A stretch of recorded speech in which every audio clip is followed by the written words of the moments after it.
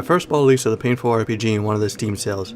It seemed interesting, so I bought it to put in my digital collection to collect digital dust.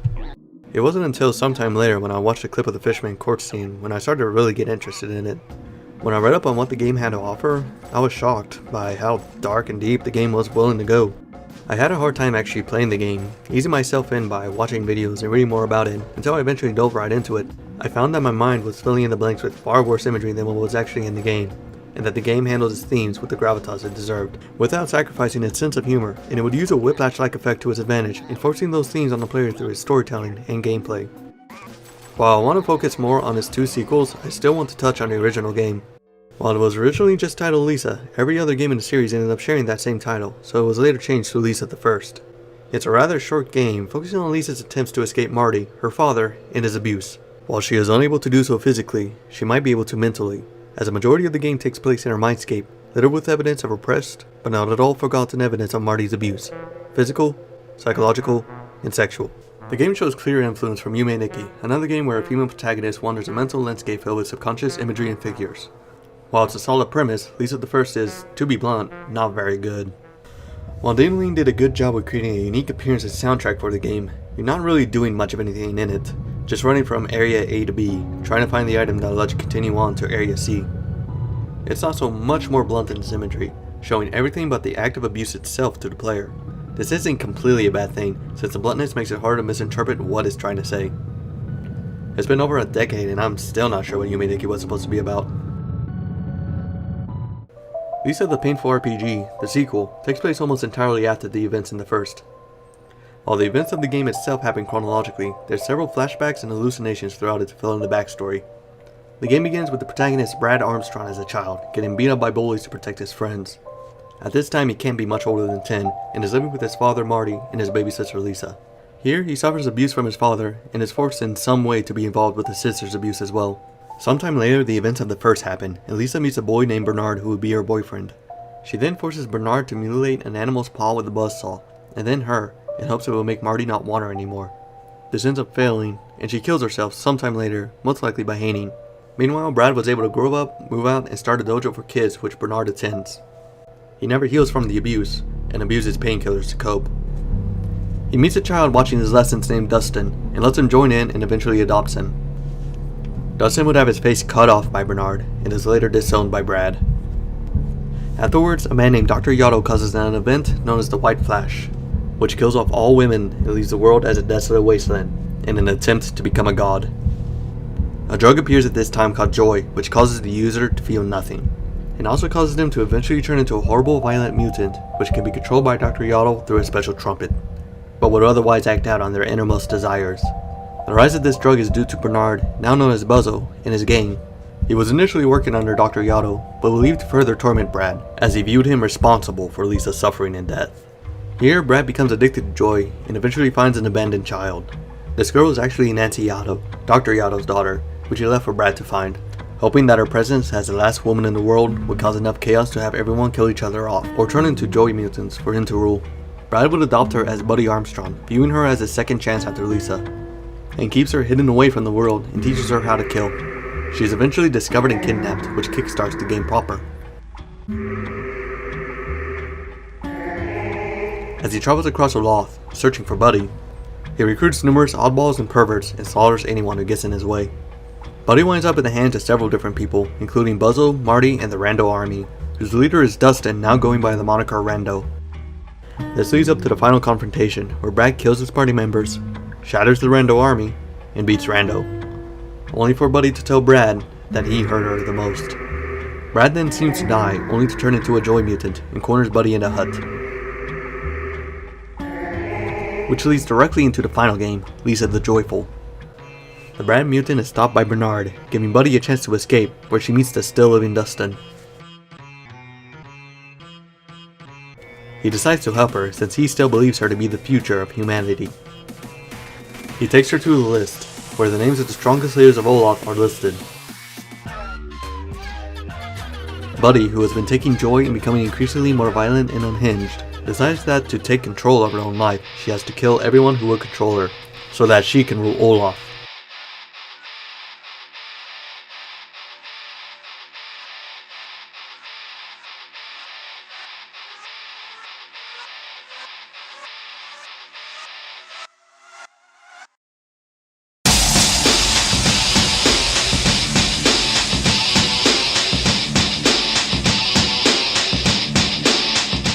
then kills off the leaders of Olaf with Dustin's help, who eventually abandons her, not willing to abide her killing off people doing good, and having to withstand her constant abuse.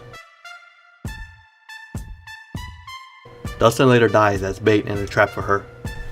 Growing increasingly unhinged, suffering from more and more hallucinations, she eventually kills off the rest of the list and encounters Dr. Yato.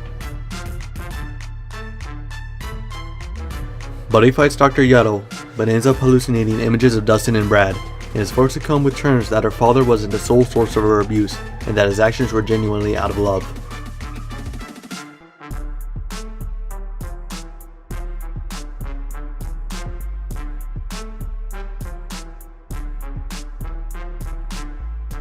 She eventually snaps out of it and corners Yato, who is then killed by Bernard. Bernard then explains to Buddy that what happened to her wasn't Brad's fault. Bernard then turns into a joy mutant and is killed by Buddy. She can then either take the joy vaccine dropped by Yato to dispel the illusions, or listen to them and stay in their world, becoming a joy mutant. What I want most to talk about is how the Lisa series uses the cycle of abuse in its storytelling and gameplay. Now when I say cycle of abuse, I'm really talking about two things. There's a cycle of abuse theory created by Lenore Walker, which describes the pattern domestic abuse usually follows. This is where tension builds, then an act of violence, followed by reconciliation, and then a calm, to be followed by another period of tension. I'm going to be using the term violence to describe acts of abuse, but it doesn't necessarily have to be a physical act. Anything abusive such as verbal abuse or manipulating someone I'll put under the violence umbrella term. The other cycle is the intergenerational cycle, where victims of abuse frequently become abusers themselves.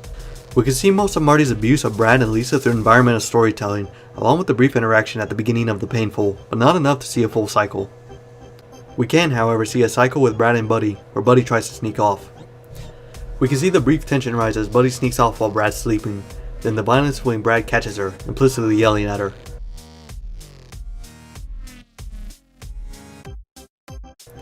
While Brad's actions could be justified by Olaf being in an extremely dangerous place, it doesn't change the fact that he hurt her through this.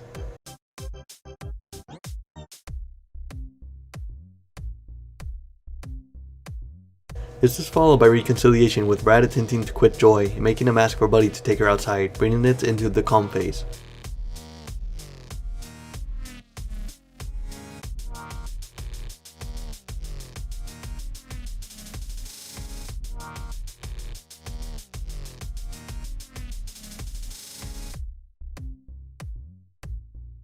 It then sags back into the tension phase, with Brad suffering from joy withdrawal and potentially falling off the wagon. What strikes me as far more interesting is how the game itself abuses the player through the cycle. Danoline has no problems playing jokes at the player's expense, so it's not surprising he'd be willing to abuse the players for a thematic purpose.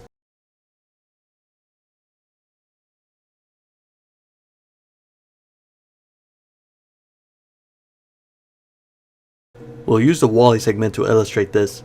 It begins in the calm phase, with the player at that area's crossroads, either having just finished the section or loaded the save. They enter a cave with some dynamite they acquired earlier, starting the tension phase. Having found a new area, they must explore without knowing what they might find. All the more tense since they either lost a companion or an arm in an earlier cave. Here they'll find an NPC partially covered by a foreground object, and when they try to talk to them, the moment of violence. While it doesn't do anything directly to the characters, it's still a jarring moment to the player, since there isn't any other scare like that in the game. It's followed by reconciliation with the scene where a boy orders some fast food via prayer.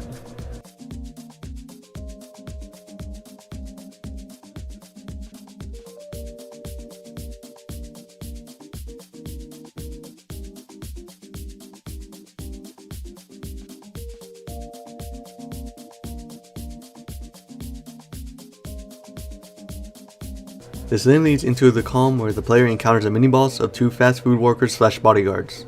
This is more familiar territory to RPG players, so even though from a gameplay perspective it's a rise, it's a calm from an abuse cycle perspective. Afterwards the player must climb a mountain, bringing the cycle back into its tension phase. Falling off of cliffs in Lisa is an instant game over, and is all the more brutal in painful mode where all save points are one-time use only. It enters the abuse phase when the player reaches the top and they encounter this.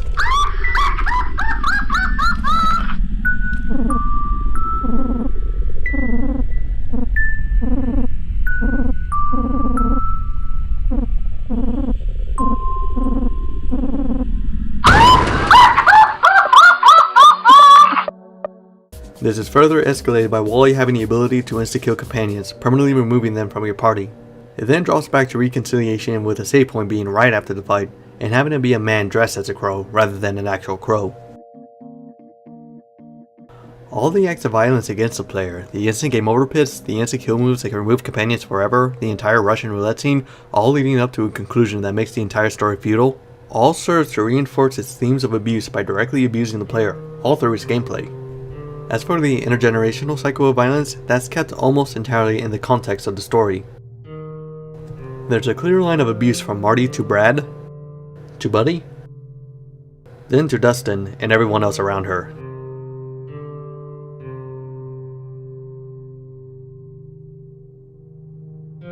As well as a line from Marty to Lisa, to Bernard, and then to Brad.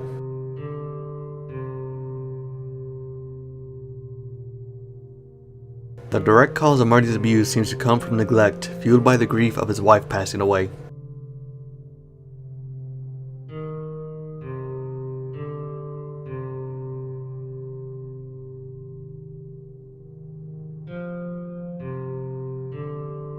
We can't be sure since the earliest we see him is the scene at the beginning of The Painful, but it's possible that he was a well-adjusted person since there are a few instances of a friendly Marty in the first.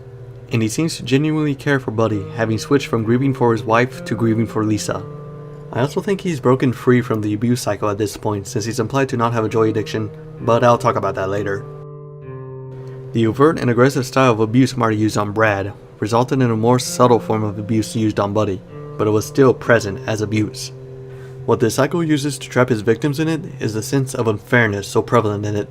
It's the idea that what the victim went through was unfair, and that indignation brings about their own forms of abuse. Brad, as a victim of abuse, suffered horribly and unfairly, having beer bottles hurled at him, and suffers from psychological abuse and neglect, all from the person meant to love him the most. He seeks to avoid doing that, but ends up overbearing on Buddy, controlling every aspect of her life. And as a result, never even considers that what he's doing could be wrong. The entire relationship between Brad and Buddy is perfectly summed up in their first scene together.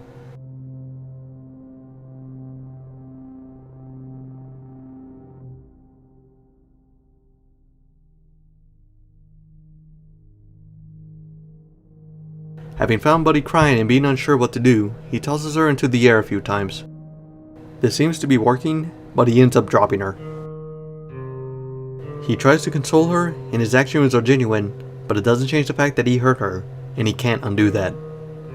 His abuse comes to a head when he kicks Buddy out of the way in order to attack Marty, showing that he can't get past his own abuse, past the unfairness of it, to care for Buddy. In the end, all of his actions are motivated by grief for Lisa, from when he first found Buddy, all the way until he mutates, and only acts out on his inner desires.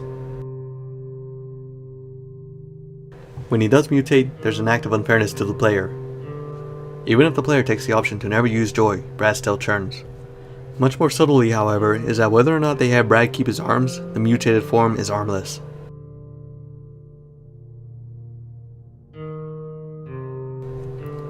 This, along with the fact that you end up fighting your own party no matter who they are, serves as one last act of abuse against the player.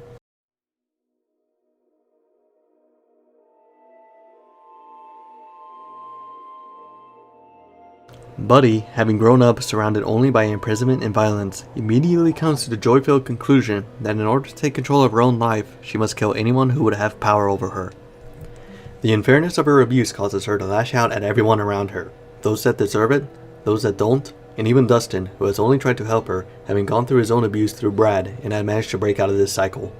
The only person she doesn't abuse is Bernard, who's caught up in his own abuse caused by Lisa, which he is then inflicting on Brad. For him, the unfairness comes from how the person he loved used him, when they both could have been saved had someone helped them. That someone being Brad, who he then abuses, pushing joy on him, killing people he views as Brad's friends, and mutilating him if given a chance. Bernard also abuses the people in his gang, with the implication being that he cuts off their limbs as well. He realizes too late that his actions against Brad are unjustified, but he is still pained by what Lisa did to him, resulting in him turning into a joy mutant.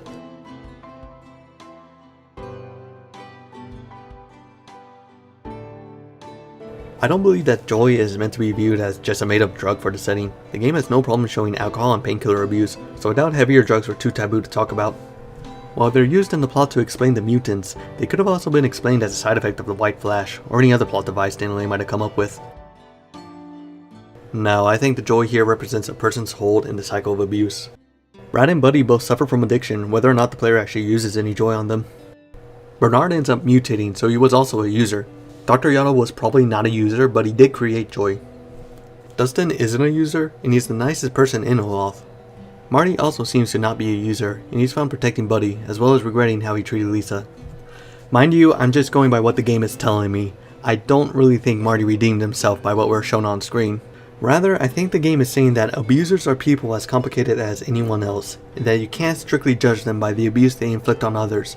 Something more explicit when Buddy fights the Brad hallucination near the end of the Joyful. Personally, I don't think their actions should be forgotten or even necessarily forgiven. It's just that it's not as simple as good guy, bad guy.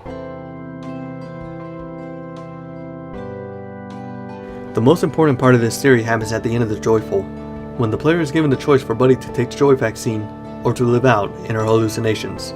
The interesting thing is what the Dustin image says to try to convince her. That they love her, they worship her, she's their queen. All of this is happening in her head, and telling her exactly what she wants to hear. She spent her entire life being controlled, and now people are asking for her to control them. They're asking her to not take the vaccine so she can continue the cycle of abuse. If she takes the vaccine, the visions eventually disappear. She gives both Bernard and Dustin proper graves, and using Dr. Yato's trumpet, has a peaceful coexistence with the Brad mutant. If she abandons the vaccine, she turns into another abusive monster, ripping apart Brad, showing she can't move past her abuse, and keeping Dustin's body, a lifeless object, to remain as her victim.